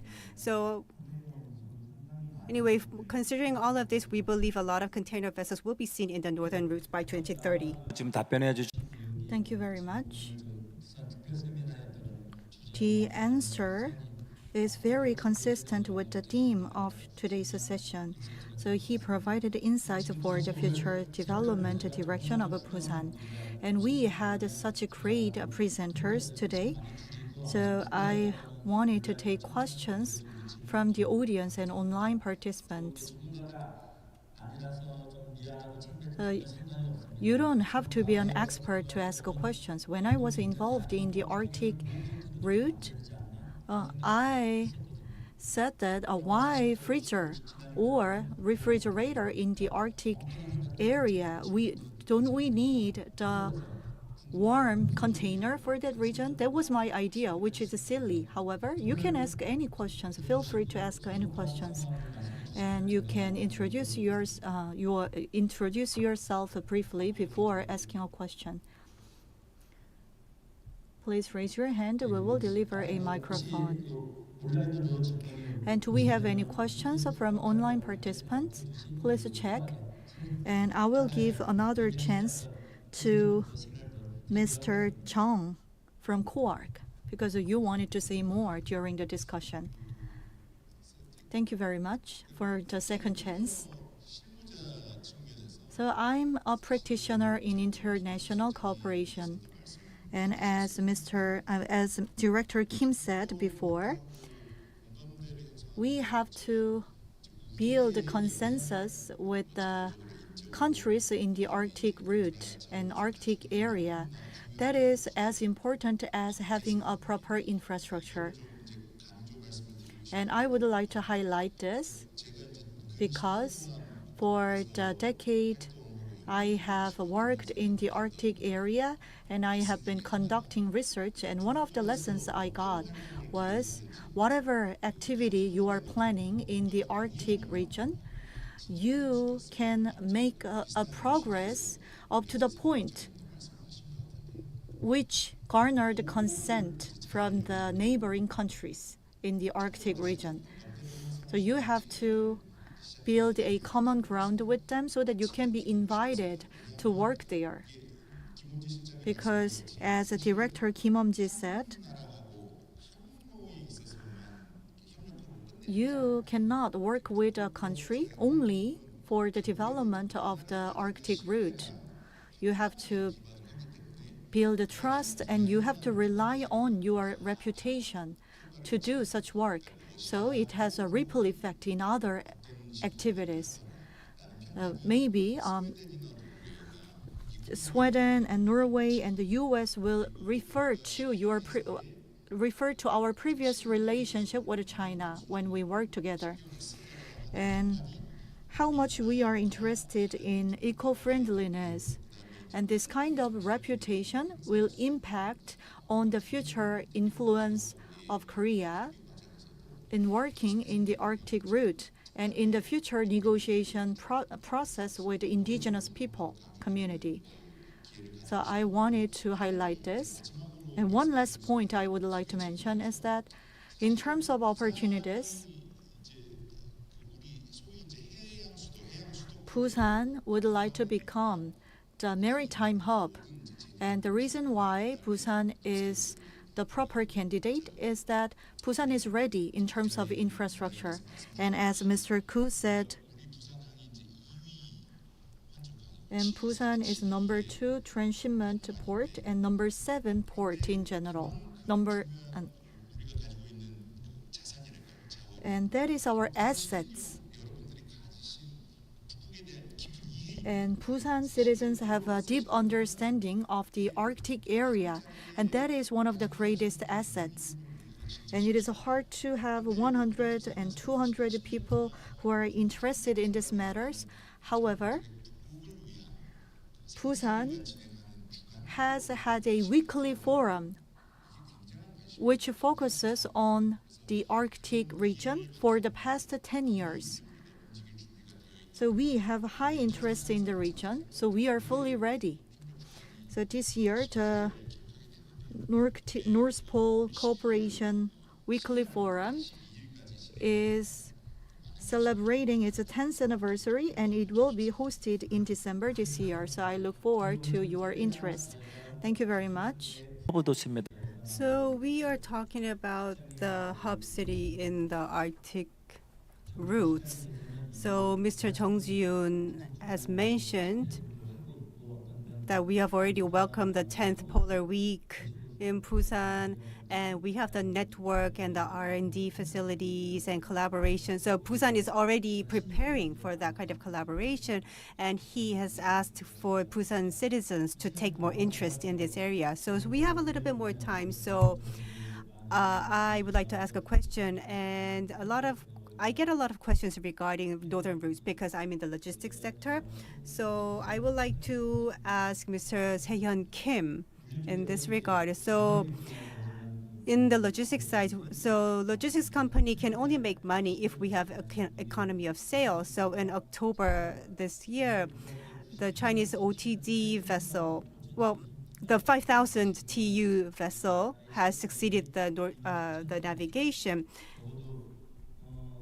And the biggest vessel we see now is of 24,000 TEU. And I think the container vessel needs to be at least of 15,000 TEU to have the economy of scale for the ship owners to make money while navigating through the Arctic routes. So looking at the containers, I mean, is it true? If we want to navigate over 20 days or so, how big does a container have to be in order for us to achieve the economy of scale? And secondly, I would like to ask a question to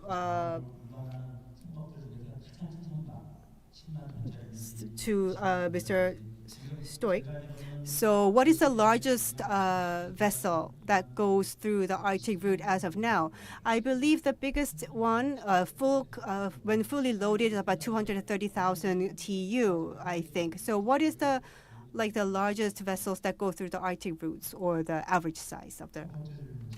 So let me answer the first question. So you mentioned the economy of scale. When we talk about of scale, so that approach actually seeks to reduce the cost. I think that is why people talk about economy of scale, because they want to reduce the cost. But one of the cons of utilizing the Arctic route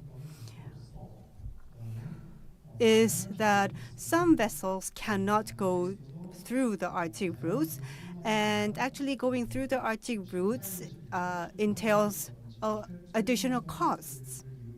And also you need to use icebreakers, so that actually delays time. So that is a conception that actually makes people reluctant to use Arctic routes.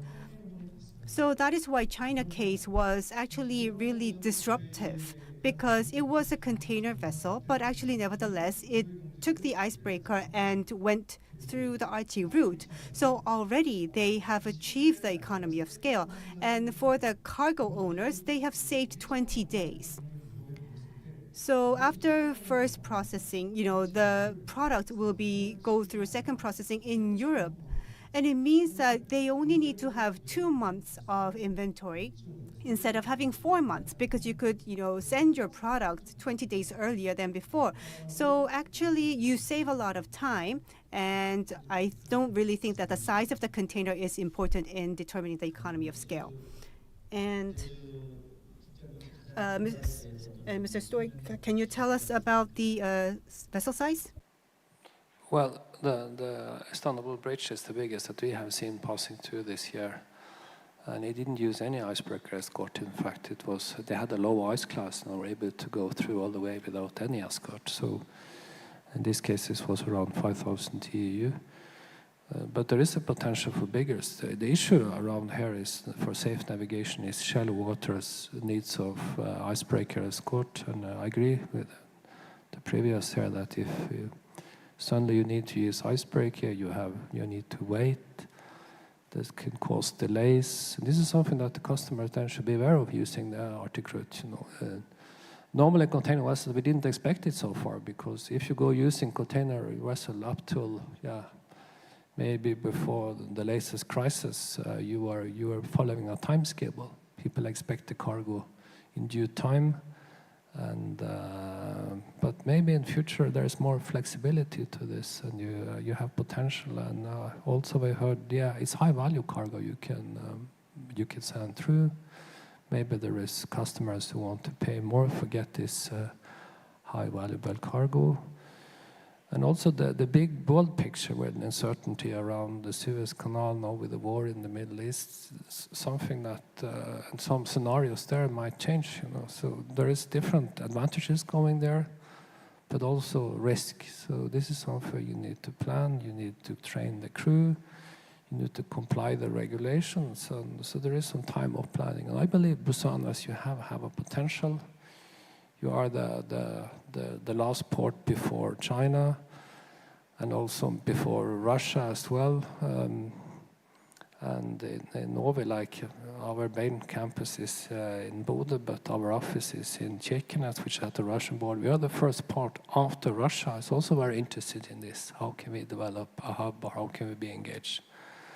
But be aware of that from the Western Europe side. The interest for this has been a bit halted after the war in Ukraine. There is not so much interest from the Western side at the moment, but we'll see now. After this Istanbul Bridge, there is a shift. So it's going to be very interesting to see. And we notice very much the interest here in Korea for this development. So very interesting to follow. Thank you. 예, 답변. Thank you for your response. So maybe. So I heard that we have a question from the floor. Can you raise your hand and tell us who you are and where you belong? I can't really see because of the light.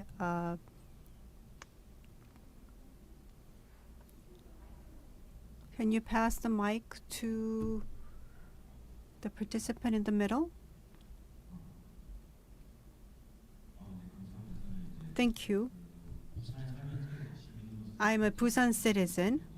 My name is Shinu Lee. And, well, personally, I have a question for Mr. Stovik. So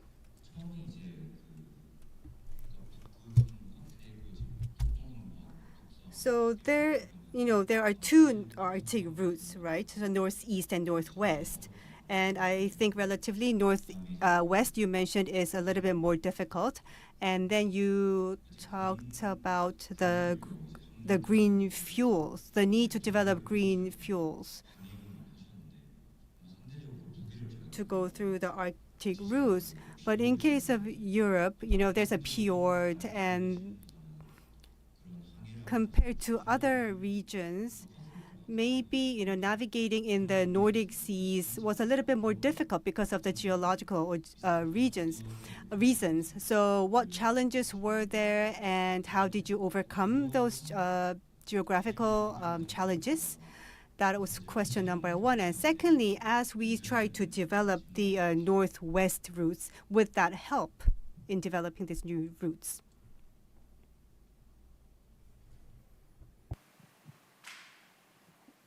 Yeah, I mean, in the geography between the Nordics, it's like we heard Mats said, we have been in the shippings for thousands of years, and the potential for green shipping is there because we also have access point to alternative energy. Then we have a lot of energy surplus that we can use for producing more green energy sources. So we see more interest for investment in ammonia, into hydrogen. There's also interest of using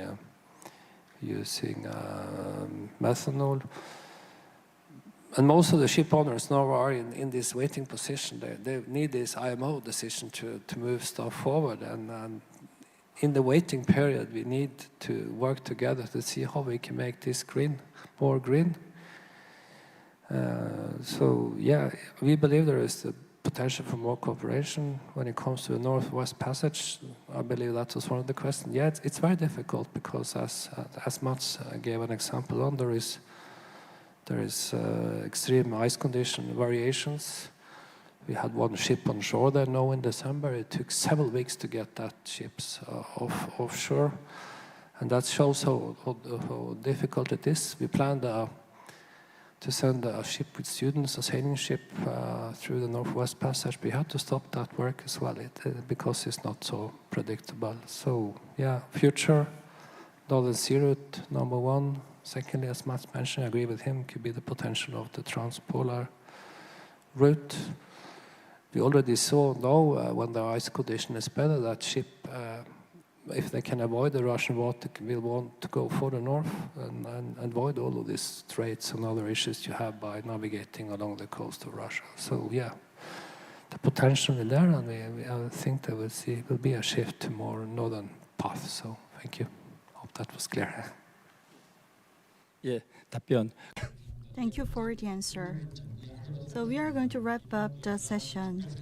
So it was the Busan Metropolitan City Special Session, so that for Busan to become a global hub for the Arctic route. And I would like to thank all the presenters and panelists and all the participants online and offline. Thank you very much.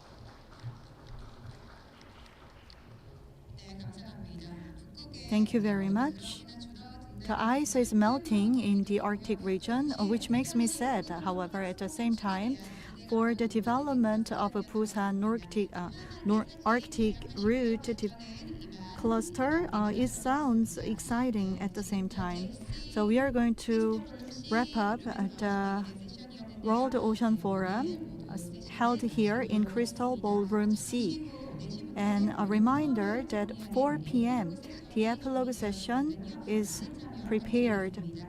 And we invite you all to join us there, but it will be held in Crystal Ballroom A. So you are up on the screen, so please smile at us. 네, 좋습니다. 환하게 미소 지어주고 계신데요.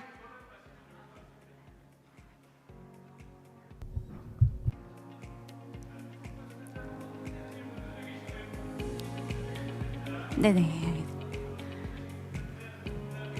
So we are shooting. So please look into the camera and 3, 2, 1. Make sure to smile. So give a big round of applause. Applause, please. Thank you. Thank you. That was beautiful. Thank you. Thank you so much for your participation. 네, 감사합니다. Thank you very much. So let me say goodbye here. I have Lee Misa, MC for the session. Thank you very much.